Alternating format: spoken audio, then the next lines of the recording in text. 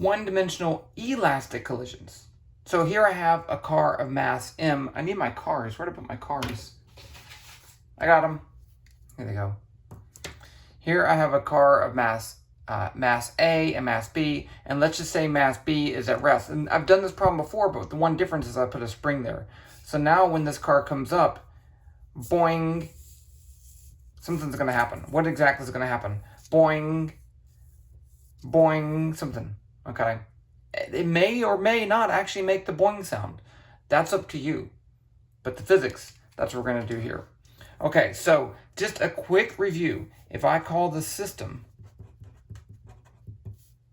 mass A and B, then there are no external forces.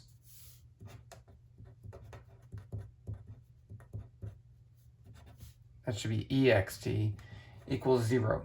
And if the net external force is 0, this is all that matters is this. If this is true, then the change in momentum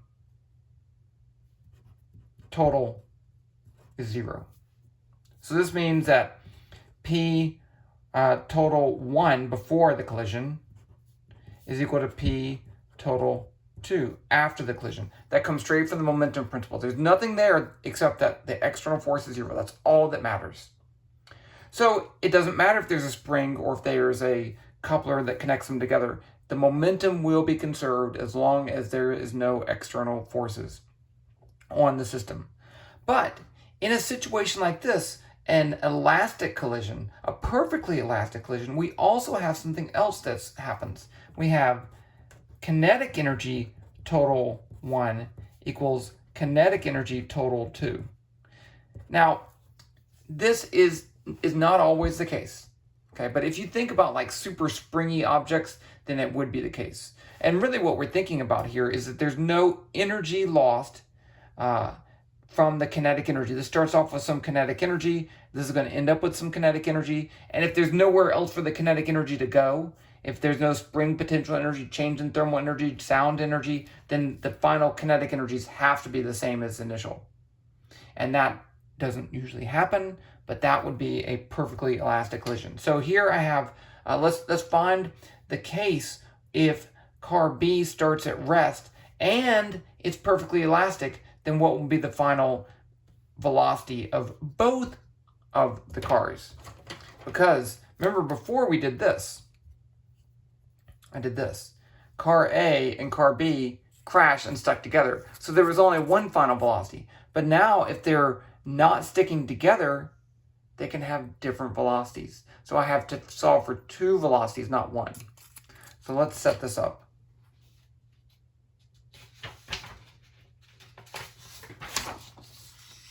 Okay, so again, I'm going to draw my picture here. Well, I don't need to. Let's say we're only dealing with the x direction. So I have MA and I have MB. And then before the collision, I have VA1. I'm going to have that as a positive x value. It's a scalar. And then after the collision, I'm going to have VA2 and VB2. Those are my 2 velocities. So let's start with momentum. P total 1, it's going to be MA VA1 plus MB times 0. And that's going to be equal to the final momentum, which is going to be MA VA2 plus MB VB2.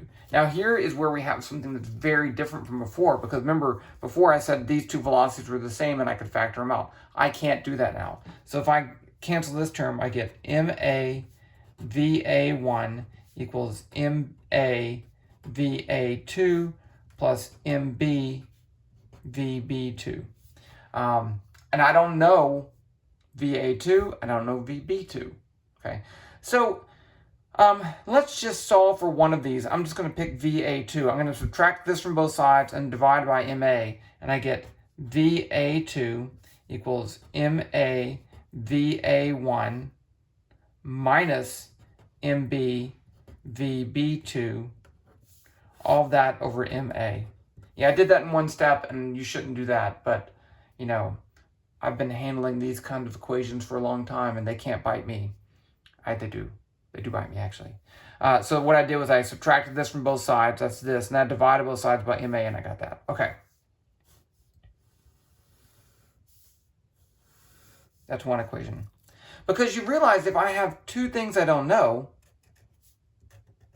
then I'm going to need two equations to solve this problem. So where do I get the second equation? I get that from the conservation of energy. So kinetic energy total 1 is going to be 1/2 ma va1 squared. And that's going to be equal to the final kinetic energy, which is 1/2 ma va2 squared plus 1/2 mb vb2 squared. Now, so I assume I will know the initial velocity of A.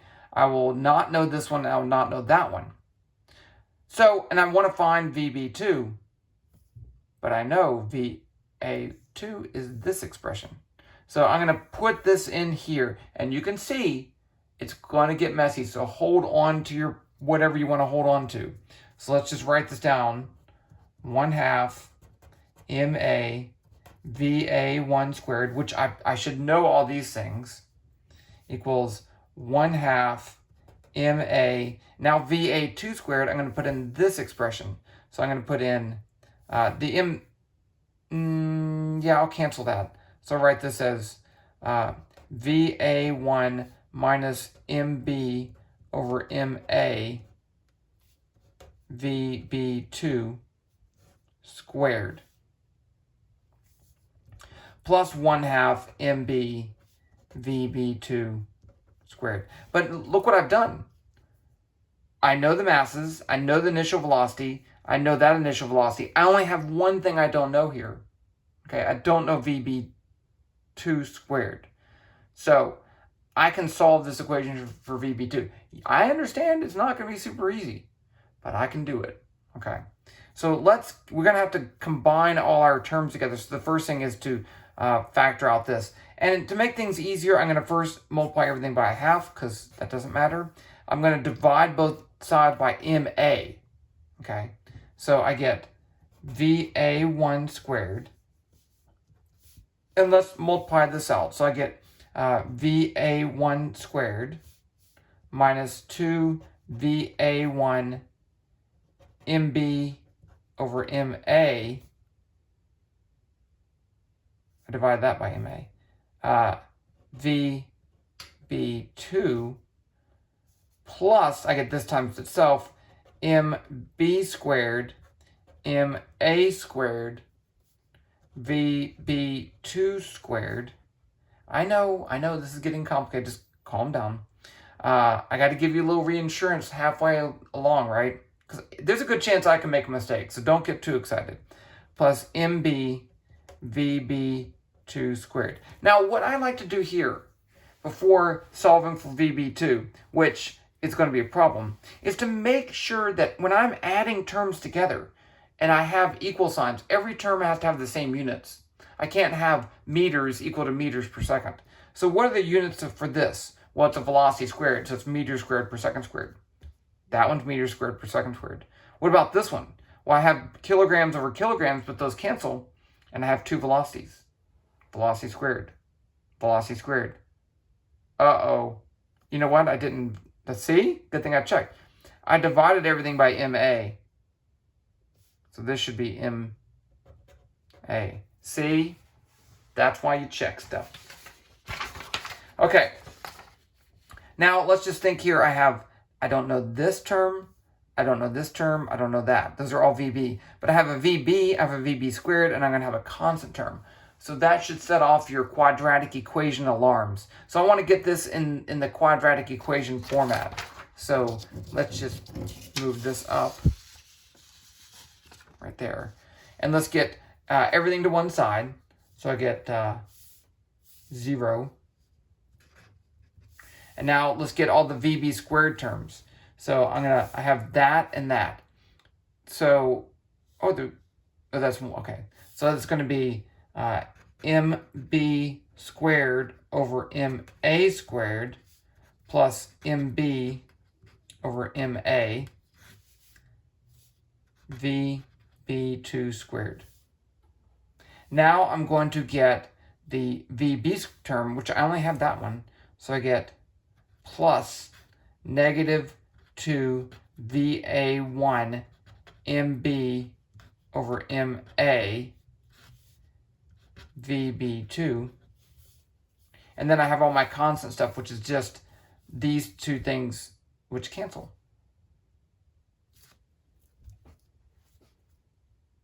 Okay, so I don't need to use a quadratic equation. Ha. Okay, so that means I can divide both sides by VB2, and that goes away. And then I can add this to both sides. So I get MB squared. I told you this stuff was hard, people. MA squared plus MB over MA VB2 equals, I add that to the other side, 2 VA1 MB over MA. I can factor out an MB over MA right here, and then I have it on that side too. So this actually becomes 1 plus MB, well, that one's the MB, so it's actually backward, but that's fine. MA VB2 equals 2 VA1. Blah. Okay, now I'm almost done. So I get VB2 equals 2 VA1 over 1 plus MB over MA. Now, and then I can go back and solve for VA2, which I have up here. Okay, so that's my answer. Now, this assumed that one of the objects started at rest. Now, special case. First, units. This has no units on the bottom, so everything works. Special case. MA equals MB.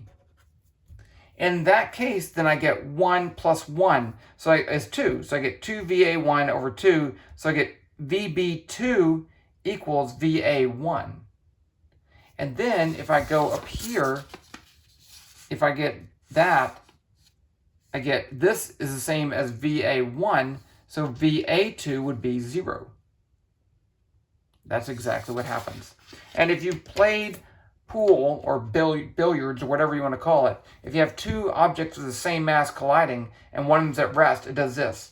This one stops and this one keeps going. Obviously, in that case, they have the same mass, so momentum is conserved. And kinetic energy is conserved. Because it's just like the same as if this never even collided, which is a solution. But kinetic energy would be conserved too. Okay, what if they're both moving? I don't want to do that problem. It is tough, but if you can do this problem, you can do that problem, okay? It just becomes more algebraically difficult, and you will get a quadratic equation, pretty sure, in that case. I don't feel like there's a lot of insight into that. I think I would rather move into a model for 2D elastic collisions. It's going to be great. Okay. So I hope you had fun. I did. I'll see you guys later.